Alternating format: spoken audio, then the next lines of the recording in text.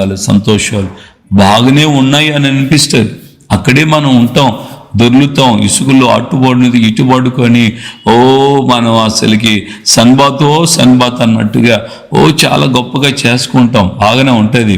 కానీ ఇంటికి వచ్చిన తర్వాత వేరు వస్త్రాలు ధరించుకొని, స్నానం చేసి వేరు వస్త్రాలు ధరించుకున్నప్పుడు ఆ కొద్దిపాటి ఇసుకనే నువ్వు సహించలేవు.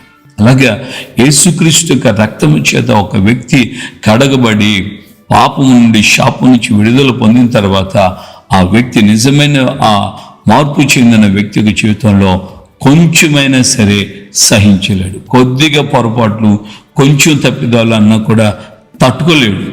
అసలుకి అది అతని జీవితానికి చాలా వెకసంగా మారిపోతుంది. అరే నేను ఎందుకు అలాగే ఇలాంటి జీవితం ఉండవద్దు కదా, ఇలాంటి మార్గాలు ఉండకూడదు కదా, ఇలాంటి పద్ధతి నాకు రాకూడదు కదా, ఇలాంటి ఆలోచన